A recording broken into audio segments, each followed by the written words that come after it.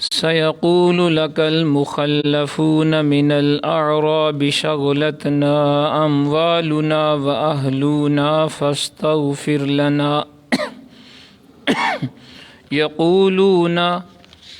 يقولون بألسنتهم ما ليس في قلوبهم قل فمن يملك لكم من الله شيئا إن أراد بكم ضرا أو أراد بكم نفعا بل كان الله بما تعملون خبيرا بل ظننتم أن لن ينقلب الرسول والمؤمنون إلى أهليهم أبدا وزين ذلك في قلوبكم وظننتم ظن السوء وكنتم قوما بورا ومن لم يؤمن بالله ورسوله فإنا أعتدنا للكافرين سعيرا وَلِلَّهِ مُلْكُ السَّمَاوَاتِ وَالْأَرْضِ يَغْفِرُ لِمَن يَشَاءُ وَيُعَذِّبُ مَن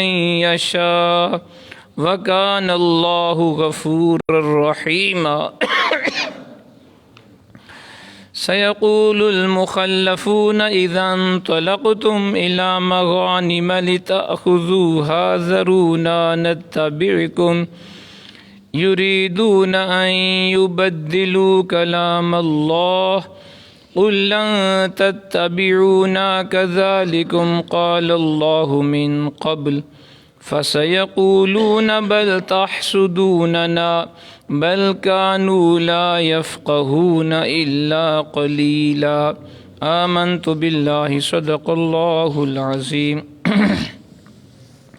سيقول لك ان قریب آپ سے عرض کریں گے المخلفون من الاعراب وہ دیہاتی جو پیچھے چھوڑے گئے تھے شغلتنا ہمیں بہت مشغول رکھا اموالنا ہمارے مالوں نے و اہلونا اور اہل و عیال نے فاستغفر لنا بس ہمارے لیے معافی طلب کریں یقولون اے حبیب یہ کہتے ہیں بِأَلْسِنَتِهِمْ اپنی زبانوں سے وہ بات کرتے ہیں مَا لَيْسَ فِي قُلُوبِهِمْ جو ان کے دلوں میں نہیں ہے قل آپ فرمائیے فَمَنْ يَمْلِكُ لَكُمْ مِنَ اللَّهِ شَيْئًا کون ہے جو اختیار رکھتا ہو تمہارے لیے اللہ کے مقابلے میں کسی چیز کا ان اراد بکم ضرًا اگر وہ ارادہ فرمائے تمہارے لیے کسی ضرر کا او اراد بکم نفعا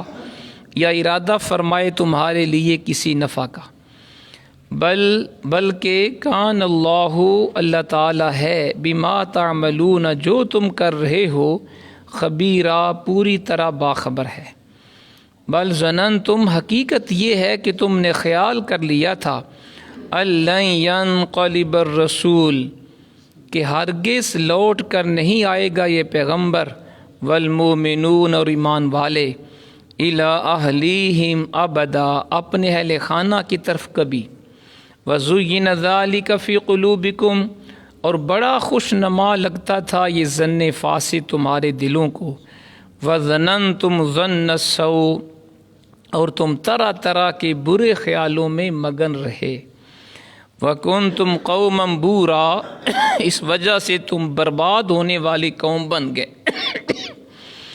وَمَن لَّمْ يُؤْمِن بِاللَّهِ جو نہ ایمان لے آئے اللہ پر و رسول اس کے رسول پر فَإِنَّا أَعْتَدْنَا تو ہم نے تیار کر رکھا ہے للکافرین کافروں کے لیے سعیرا بھڑکتی آگ استغفر اللہ وللہ اللہ تعالیٰ ہی کے لیے ہے ملک السماوات والارض بادشاہی آسمانوں اور زمین کی یغفر وہ بخش دیتا ہے لمن یشاء جس کو چاہتا ہے ویعذب اور سزا دیتا ہے من یشاء جس کو چاہتا ہے وکان اللہ اور اللہ تعالیٰ ہے غفوراً بہت بخشنے والا رحیمہ ہمیشہ رحم فرمانے والا سیقول المخلفون کہیں گے پہلے سفر جہاد سے پیچھے چھوڑے جانے والے اذن طلقتم جب تم روانہ ہوگے الی مغانم اموال غنیمت کی طرف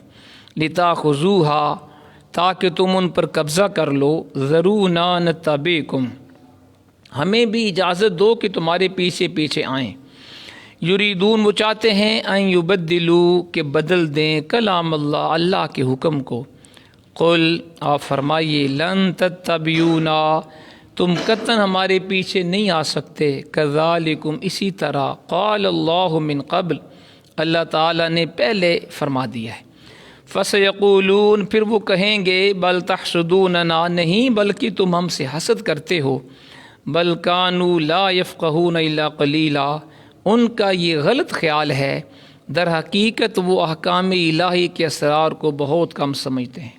ذات محترم بھی آپ قرآن مجید فرقان حمید میں سے 26واں پارہ سورۃ الفتح کی آیت نمبر 11 سے لے کر 15 تک کی تلاوت اور ترجمہ سماعت فرما رہے تھے۔ گزشتہ درس میں ہم نے پڑھا اللہ کریم نے فرمایا اے جان عالم بے شک جو لوگ آپ کی بیعت کرتے ہیں در حقیقت وہ اللہ تعالیٰ سے بیعت کرتے ہیں، اللہ کا ہاتھ ان کے ہاتھوں پر ہے، پس جس نے توڑ دیا اس بیعت کو تو اس کے توڑنے کا وبال اس کی ذات پر ہوگا، اور جس نے ایفا کیا اس عہد کو جو اس نے اللہ سے کیا تو وہ اس کو اجر عظیم عطا فرمائے گا۔ گزشتہ درس میں ہم نے اس آیت کی تفسیر پڑھی۔ آج کے درس میں رب کریم منافقین کا ذکر فرما رہا ہے جو حدیبیہ کے میدان میں حضور کے ساتھ نہیں گئے تھے، حدیبیہ کے سفر میں، کیونکہ ان کے ذہن میں تھا کہ یہ زندہ بچ کے نہیں آئیں گے، ان کی منافقت کا پردہ چاک کیا گیا۔ پھر ایک اور محاذ کے اوپر اللہ کے پیارے حبیب صحابہ کے ساتھ تشریف لے کر گئے، اس میں امید تھی کہ مسلمانوں کو فتح ہوگی، اس میں وہ منافقین بھی ساتھ جانا چاہتے تھے، لیکن اللہ نے منع فرمایا حبیب اب ان کو نہیں لے کے جانا، کیونکہ جب مشکل وقت تھا اس وقت تو بہانے بنا کے گھر میں بیٹھ گئے، اب ان کو امید ہے کہ اس میں مسلمان یقیناً فتح پائیں گے اور ہمیں بھی مال غنیمت ملے گا، اس لیے جا رہے ہیں، حبیب ان کو نہ لے کے جاؤ۔ اس کا ذکر ہے۔ پہلی آیت میں فرمایا سَيَقُولُ لَكَ الْمُخَلَّفُونَ مِنَ الْأَعْرَابِ شَغْلَتْنَا أَمْوَالُنَا وَأَهْلُونَا فَاسْتَغْفِرْ لَنَا ان قریب آپ سے عرض کریں گے وہ دیہاتی جو پیچھے چھوڑے گئے تھے، ہمیں بہت مشغول رکھا ہمارے مالوں اور اہل و عیال نے، پس ہمارے لیے معافی طلب کریں۔ یقولون بِأَلْسِنَتِهِم مَا لَيْسَ فِي قُلُوبِهِم اے حبیب اپنی زبانوں سے ایسی باتیں کرتے ہیں جو ان کے دلوں میں نہیں ہے۔ قل فمن يملك لكم من الله شيئا ان اراد بكم ضرا او اراد بكم نفعا آپ انہیں فرمائیے کون ہے جو اختیار رکھتا ہو تمہارے لیے اللہ کے مقابلے میں کسی چیز کا، اگر ارادہ فرمائے اللہ تمہارے لیے کسی ضرر کا یا ارادہ فرمائے تمہارے لیے کسی نفع کا تو کون تم اللہ سے بچائے گا؟ بل کان اللہ بما تعملون خبیرا بلکہ اللہ تعالیٰ جو کچھ تم کر رہے ہو اس سے پوری طرح باخبر ہے۔ اب سنیے جی اس آیت کی تفسیر۔ اللہ تعالیٰ کے پیارے رسول نبی پاک علیہ الصلاۃ والسلام آپ نے جب سفر مکہ کی تیاری شروع کی، حدیبیہ کے سفر کی، تو مدینہ پاک کے نواح میں جو قبائل تھے، جوہینہ، مزینہ، غفار، اشجع، دیل اور اسلم، یہ مدینہ پاک کے آس پاس قبائل بستے تھے، جو اکثر اسلام سے اپنی وفاداری کا اظہار کیا کرتے تھے۔ ہم اسلام کے بڑے وفادار ہیں۔ حضور نے ان کو دعوت دی کہ آئیں آپ بھی ہمارے ساتھ سفر میں چلیں، لیکن یہ قوی اندیشہ تھا کہ کفار مکہ شرارت سے باز نہیں آئیں گے، اور اگر مسلمانوں کی تعداد زیادہ ہوگی تو وہ ہر قسم کی خباثت سے باز رہیں گے۔ حضور کے ذہن میں یہ تھا، اس لیے آپ نے آس پاس کے قبائل کو بھی دعوت دی تاکہ ہماری تعداد جب زیادہ ہوگی پھر کفار مکہ ہمیں تنگ نہیں کریں گے۔ ان قبائل نے سوچا کہ اس سفر میں شرکت تو گویا موت کے منہ میں چھلانگ لگانے کے مترادف ہے۔ اہل مکہ جن کی جنگی مہارت اور ان کی بہادری مسلم ہے، جن کی قوت کا یہ عالم ہے کہ وہ اس سے پہلے مدینہ کے اوپر حملہ آور ہو چکے ہیں، اور مسلمانوں نے جنگ خندق میں، جنگ غزوہ خندق میں خندق کھود کے اپنے آپ کا دفاع کیا تھا. اگر مسلمان احرام کی حالت میں مکہ میں جائیں گے، کفار کے گھروں میں جائیں گے، وہ ان کی تکہ بوٹی کر ڈالیں گے. یہ منافقین نے سوچا. صرف قریش سے ہی مقابلہ نہیں ہوگا مسلمانوں کا، بلکہ ثقیف، کنانہ اور دیگر قبائل جو مکہ کے ارد گرد آباد ہیں وہ بھی قریش کی مدد کے لیے نکل آئیں گے. ان حالات میں یہ لوگ فخر عالم نبی پاک علیہ الصلاۃ والسلام کا ساتھ دینے کے لیے تیار نہیں تھے. منافقین لیت العالم میں وقت گزار دی، حضور چلتے ہیں، آپ چلیں، ہم آتے ہیں، اس طرح کے بہانے. صرف 1400 جان باز اپنے آقا علیہ السلام کی معیت میں نتائج سے بے پرواہ ہو کے عمرہ کی غرض سے مکہ کی طرف روانہ ہوئے. 1400 صحابہ حضور کے ساتھ تھے. منافقین کی خوشی کی انتہا نہ رہی. انہیں یقین تھا ان میں سے کوئی بھی بچ کے واپس نہیں آئے گا. یہ 1400 ہیں اور ادھر ہزاروں ہیں، پھر ان کا اپنا شہر ہے، ان کے پاس سامان جنگ ہے، اور ان کے پاس تو ایک ایک تلوار ہے. ٹھیک ہے، مکہ کے جنگجو سب کو تہے تے کر دیں گے. اس طرح اسلام کا چراغ ہمیشہ کے لیے بجھ جائے گا. اس کے اوپر منافقین بڑے خوش تھے. لیکن جب ان کی توقعات، پیش گوئیوں اور اندازوں کے بالکل برعکس نبی پاک علیہ الصلاۃ والسلام کا کارواں ایک عظیم صلح کر کے مکہ سے مدینہ کی طرف روانہ ہوا، اب ان میں کھلبلی مچ گئی. جب خبریں آئیں نا کہ حضور نے کفار کے ساتھ ایگریمنٹ فرما لیا ہے، صلح حدیبیہ اس کا نام رکھا گیا، تو پھر وہ لگے بہانے تراشنے اور پریشان ہو گئے. جن کی تباہی کی خبر سننے کے لیے وہ ہر لمحہ بے قرار تھے، وہ تو عافیت کے ساتھ واپس آ رہے ہیں. انہوں نے اب طرح طرح کے بہانے سوچنے شروع کر دیے. اب حضور کی بارگاہ میں کوئی بہانہ پیش کریں گے کہ ہم اس لیے حاضر نہیں ہو سکے. اللہ تعالیٰ نے اپنے حبیب پاک علیہ الصلاۃ والسلام کو پہلے سے مطلع فرما دیا، اے محبوب جب آپ مدینہ پاک میں پہنچیں گے یہ قبائل آپ کی خدمت میں حاضر ہوں گے اور اپنے عدم شمولیت کی طرح طرح سے بہانے تلاش کریں گے. وہ کہیں گے یا رسول اللہ ہم تو دل و جان سے آپ کے حکم کی تعمیل کے لیے تیار تھے، لیکن ہمارے بیوی بچے پیچھے تھے، مال و دولت تھا، کوئی ان کی حفاظت کرنے والا نہیں تھا، ان کو چھوڑ کے جانا عقل مندی نہیں تھا. ہمارے دشمن اس طاق میں بیٹھے تھے ہم اپنے گھروں سے دور جائیں، وہ ہمارے گھروں کے اوپر حملہ کر دیں، ہمارے مال مویشی لوٹ کے لے جائیں اور ہمارے بچوں اور بیویوں کو اپنے غلام بنا لیں. اگر یہ خطرہ درپیش نہ ہوتا ہم 100 جان سے آپ کے اوپر فدا ہوتے. پھر بھی حضور آپ یہ ہماری غلطی ہے، ہم آپ کے ساتھ نہیں جا سکے، ہم اس کے اوپر شرمندہ ہیں، ہمارے لیے اللہ سے بخشش مانگیے. یہ اللہ نے پہلے حضور کو بتا دیا سفر کے اندر ہی. حضور جب آپ مدینہ پاک میں پہنچیں گے تو منافقین اس طرح کے عذر بہانے تلاش کریں گے. سبحان اللہ. پھر کیا ہوا جناب؟ فرمایا کہ ان قریب آپ سے عرض کریں گے وہ دیہاتی جو پیچھے چھوڑے گئے تھے ہمیں بہت مشغول رکھا ہمارے مالوں اور اہل و عیال نے، بس ہمارے لیے معافی طلب کریں. پھر کیا؟ یقولون بِأَلْسِنَتِهِم مَا لَيْسَ فِي قُلُوبِهِم. اللہ نے اپنے حبیب کو بتایا حبیب یہ اپنی زبانوں سے ایسی باتیں کرتے ہیں جو ان کے دلوں میں نہیں ہیں. یعنی یہ بہانے تلاش کریں گے، اس میں معقول عذر نہیں ہوگا. اگر ان کی غیر حاضری کی کوئی معقول وجہ ہوتی یا انہیں اپنی غلطی کا احساس ہوتا، اس پر پشیمان ہوتے، شرمندہ ہوتے تو کوئی بات بھی تھی. وہ تو محض بہانہ سازی کر رہے ہیں. نہ ان کی غیر حاضری کی کوئی معقول وجہ تھی، نہ ہی ان کو اپنی نازیبا حرکت پہ کوئی ندامت تھی، نہ ہی وہ حضور کے استغفار کو کوئی اہمیت دیتے تھے.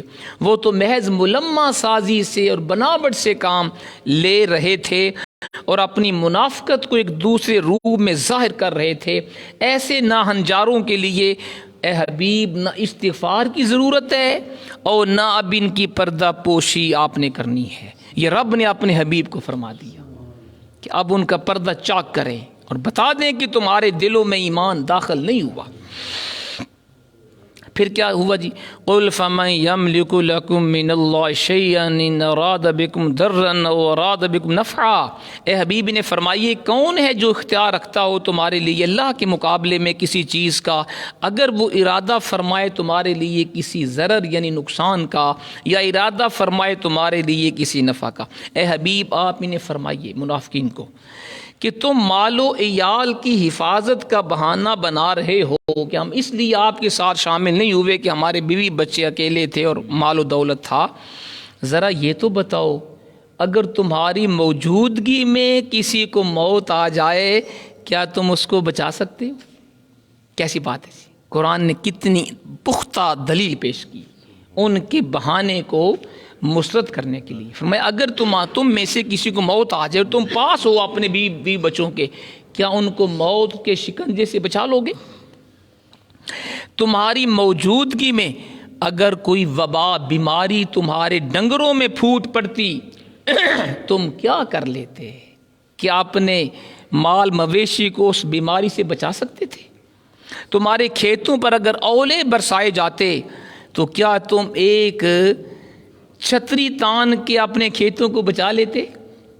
نیز اگر تم سفر میں میرے ہم رکاب ہوتے تو کیا اللہ تعالیٰ کی رحمت و کرم کا دروازہ بند ہو جاتا؟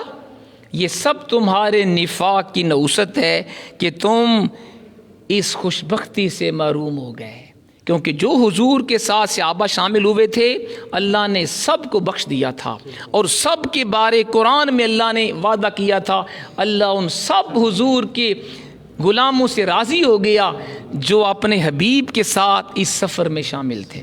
تو فرمایا تم اپنی بدبختی سے اس سعادت سے محروم رہ گئے ہو۔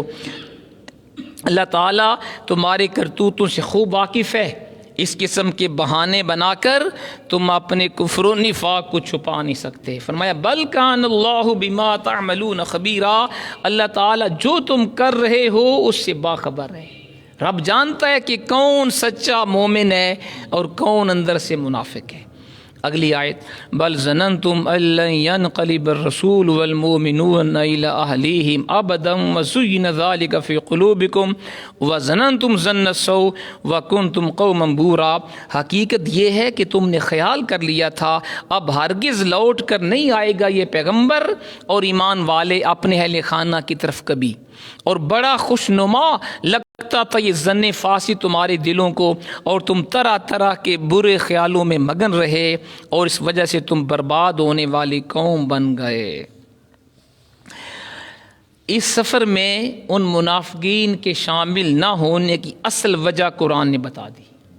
فرمایا تم اس لیے شامل نہیں ہوئے کہ تمہارے دل میں یہ گمان تھا کہ کفار ان 1400 کو مار دیں گے، کوئی زندہ نہیں بچے گا، یہ رسول اور اس کے اوپر ایمان لانے والے سب تہس نہس ہو جائیں گے، کوئی واپس اپنے بیوی بچوں میں نہیں آئے گا، تم تو اس لیے شامل نہیں ہوئے۔ قرآن نے بتایا یہ وجہ ہے، تمہیں اپنی بیوی بچوں کا یا مال کا خوف نہیں تھا۔ پھر فرمایا بڑا خوشنما لگتا تھا یہ ظن فاسد تمہارے دلوں کو، تم طرح طرح کے برے خیالوں میں مگن رہے۔ وہ منافقین جو شامل نہیں ہوئے انہوں نے اس کو اپنی دور بینی اور عاقبت اندیشی قرار دیا۔ ہم بڑے عقل مند ہیں جی، ہم اس سفر میں نہیں گئے، ہم اپنے کو موت کے منہ میں کیوں ڈالیں؟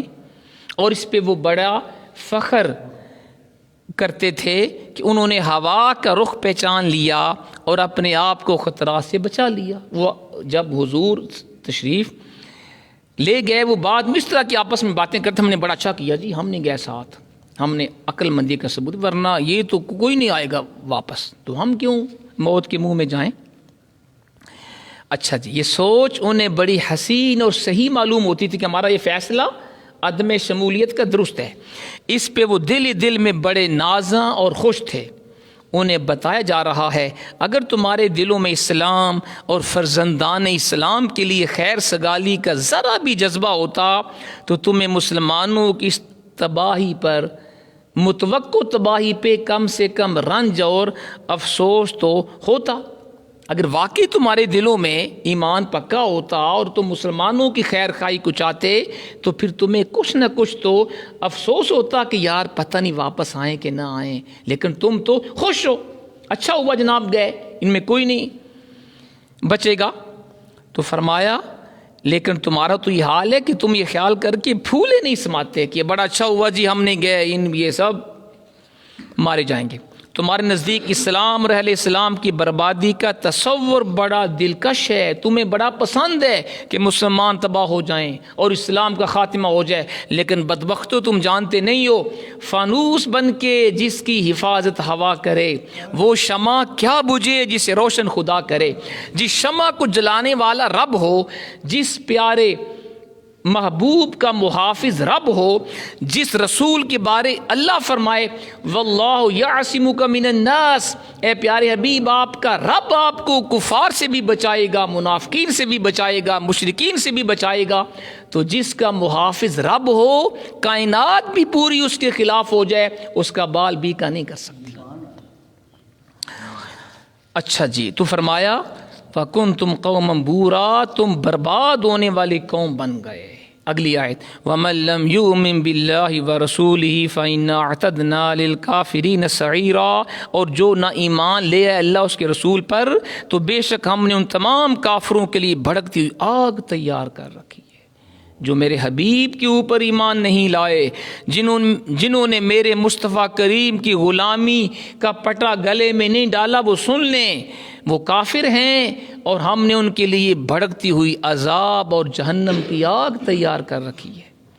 آگے فرمایا وَلِلَّهِ مُلْكُ السَّمَاوَاتِ وَالْأَرْضِ، اللہ کے لیے ہے بادشاہی آسمانوں کی بھی زمین کی بھی، يَغْفِرُ لِمَنْ يَشَاءُ وَيُعَذِّبُ مَنْ يَشَاءُ، اللہ جس کو چاہتا ہے اس کے گناہ معاف فرما دیتا ہے، جس کو چاہتا ہے اس کو عذاب دیتا ہے۔ وَكَانَ اللَّهُ غَفُورًا رَحِيمًا، اللہ تعالیٰ بہت بخشنے والا ہمیشہ رحم فرمانے والا ہے۔ آج کی درس کی آخری آیت سنیں، پھر اس کے بعد دعا ہوگی انشاءاللہ۔ سَيَقُولُ الْمُخَلَّفُونَ إِذَا انطَلَقْتُمْ إِلَىٰ مَغَانِمَ لِتَأْخُذُوهَا ذَرُونَا نَتَّبِعْكُمْ، کہیں گے پہلے سفر جہاد سے پیچھے چھوڑے جانے والے جب تم روانہ ہوگے اموال غنیمت کی طرف تاکہ تم ان پر قبضہ کر لو، ہمیں بھی اجازت دو کہ تمہارے پیچھے پیچھے آئیں۔ یریدون ان یبدلوا کلام اللہ، وہ چاہتے ہیں کہ وہ اللہ کے حکم کو بدل دیں۔ قل لن تتبعونا کذالکم قال اللہ من قبل، فرمائیے تم قطعاً ہمارے پیچھے نہیں آ سکتے، یوں ہی فرما دیا ہے اللہ تعالیٰ نے پہلے سے۔ فسیقولون بل تحسدوننا، پھر وہ کہیں گے کہ نہیں بلکہ تم ہم سے حسد کرتے ہو۔ بل کانوا لا یفقہون الا قلیلا، ان کا یہ خیال غلط ہے، در حقیقت وہ احکام الہی کے اسرار کو بہت کم سمجھتے ہیں۔ سنیے جی، فرمایا قرآن نے کہیں گے پہلے سفر جہاد سے پیچھے چھوڑے جانے والے جب تم روانہ ہوگے اموال غنیمت کی طرف تاکہ تم ان پر قبضہ کر لو، ہمیں بھی اجازت دو کہ تمہارے پیچھے پیچھے آئیں۔ وہ چاہتے ہیں وہ اللہ کے حکم کو بدل دیں۔ جوہینہ قبیلہ جوہینہ، مزینہ اور دیگر قبائل جنہوں نے سفر حدیبیہ میں مسلمانوں کا ساتھ نہیں دیا تھا، پچھلی آیت میں اس کی اصل وجہ بھی قرآن نے بتا دی کہ وہ اس لیے نہیں گئے تھے کہ ہم اپنے کو موت کے منہ میں کیوں ڈالیں، یہ تو موت کے منہ میں جا رہے ہیں مسلمان، ایک بھی زندہ نہیں آئے گا۔ قرآن کا یہ وجہ ہے ان منافقین کی اس سفر میں میرے حبیب کے ساتھ عدم شمولیت کی۔ اس آیت میں اللہ تعالیٰ ایک اور ہونے والے واقعہ سے اپنے رسول پاک علیہ الصلاۃ والسلام کو مطلع فرما رہا ہے۔ اے حبیب، ان قریب جب تم ایک دوسرے سفر جہاد پر روانہ ہونے لگو گے جہاں کامیابی کے امکانات بالکل روشن ہیں، خطرات کم ہیں، مال غنیمت کے حصول کی توقع بہت زیادہ ہے، یہ موقع پرست لوگ منافقین اس وقت آپ کی خدمت میں حاضر ہوں گے اور اپنے ایمانی جوش اور جذبہ جہاد کا اظہار کریں گے اور اس جہاد میں شامل ہونے کے لیے آپ اپنے آپ کو پیش کریں گے۔ ان کا مقصد پچھلی غلطی کی تلافی نہیں ہے بلکہ مقصد فقط مال غنیمت کو حاصل کرنا ہے۔ یہ اللہ نے اپنے حبیب کو بتا دیا۔ آپ انہیں 2 ٹوک بتا دیجئے، اس سفر جہاد میں تمہیں شامل ہونے کی اجازت نہیں مل سکتی، کیونکہ اللہ تعالیٰ کا یہ فیصلہ ہے اس جہاد میں صرف وہ لوگ شریک ہو سکتے ہیں جو بیت رضوان سے مشرف ہوئے تھے، جن میرے حبیب کے غلاموں نے اس کٹھن سفر میں اس خطرناک سفر کی صعوبتوں کو برداشت کیا، اور جب کفار نے یہ افواہ پھیلائی کہ عثمان شہید ہو گئے، تو جب حضور نے صحابہ کو کہا بیعت کرو، اگر عثمان کو شہید کیا گیا ہم عثمان کا بدلہ لیے بغیر واپس نہیں جائیں گے، ان 1400 صحابہ نے بے سر و سامانی کے عالم میں ایک تلوار کے سوا کوئی اسلحہ ساتھ نہیں تھا، لیکن حضور کے دست یک پرست کے اوپر 1400 نے اپنی جان کی بازی لگانے کی بیعت کر دی۔ حضور ہماری جانیں بھی آپ کی عزت کے اوپر قربان، ہمارا سب کچھ قربان ہے، ہم میں سے ایک بھی حضور کا ساتھ نہیں چھوڑے گا۔ تو قرآن کا جن میرے حبیب کے غلاموں نے اس مشکل سفر میں میرے حبیب کا ساتھ دیا، اس دوسرے سفر جہاد میں صرف وہی جائیں گے، تم نہیں جا سکتے، تم نہیں جا سکتے۔ سبحان اللہ۔ اور فرمایا حبیب ان کو کہو کہ میری مجال نہیں ہے میں اپنے رب کے فیصلے کو بدل دوں، یہ میرا فیصلہ نہیں، اللہ کا فیصلہ ہے۔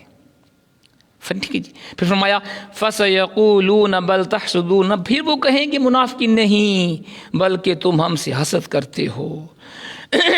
قرآن نے کہا کہ بجائے اس کے کہ وہ منافقین اللہ کے فیصلے کو مان لیتے، خوشی سے مان لیں، ان کے دلوں میں جو نفاق چھپا ہوا ہے وہ ظاہر ہوگا، اور سوء ظن سے کام لیتے ہوئے وہ یہ کہیں گے نہیں جی اللہ نے تمہیں نہیں روکا کہ تم ہمیں ساتھ نہ لے کے، جو ہم جانتے ہیں تم ہم سے حسد کرتے ہو، تم چاہتے ہو سارا مال غنیمت ہم لے لیں اور ہمیں کوئی شے نہ ملے، تم اس لیے ہمیں ساتھ لے کے نہیں جا رہے۔ یہ قرآن نے پہلے سے بتا دیا حبیب اس طرح کی بات وہ منافقین کریں گے۔ بل کانوا لا یفقہون الا قلیلا، ان کا یہ خیال غلط ہے، در حقیقت وہ احکام الہی کے اسرار کو بہت کم سمجھتے ہیں۔ فرمایا حبیب اصل بات ہے یہ منافقین بڑے احمق ہیں، بے وقوف ہیں، جس طرح خود لالچی حریص ہیں، یہ خیال کرتے ہیں کہ مسلمان بھی ہماری طرح دولت کے پرستار ہیں، وہ بھی ہماری طرح مال و دولت سے پیار کرنے والے ہیں، اور ان کا ہادیو مرشد ان کا پیارا آقا معاذ اللہ دولت سمیٹنے کے لیے یہ جنگ کی طرف جا رہا ہے۔ فرمایا یہ کتنے نادان احمق بے وقوف ہیں کہ جس حبیب کی سیرت کا دامن، جس میرے حبیب کی سیرت کا دامن آفتاب سے بھی تبندہ تر ہے، آفتاب سے بھی زیادہ روشن و منور ہے، اس کے بارے میں اتنی بدگمانی یہ منافقین پیش کر رہے ہیں۔ ان کو نہیں پتا کہ میرے حبیب کے دل میں مال و دولت کی بالکل محبت نہیں ہے۔ میرے حبیب کا تو فرمان یہ ہے اگر میں چاہتا احد پہاڑ میرے ساتھ سونے کا بن کے چلتا۔ میرے حبیب کی شان تو یہ ہے کہ حضور نے فرمایا اگر میں چاہوں، اگر مجھے مال و دولت سے پیار ہوتا تو احد پہاڑ میرے ساتھ سونے کا بن کے چلتا، لیکن مجھے مال و دولت سے محبت نہیں ہے، مجھے فقط اپنے رب کریم سے محبت ہے۔ اس لیے حضور یہ دعا فرمایا کرتے تھے اللہم احینی مسکینا وامتنی مسکینا واحشرنی فی زمرۃ المساکین، اللہ مجھے مسکینی میں زندہ رکھ، مسکینی میں موت دے، اور مجھے قیامت کے دن بھی مساکین کے ساتھ اٹھانا۔ یہ ہمارے آقا کی دعا ہے جی۔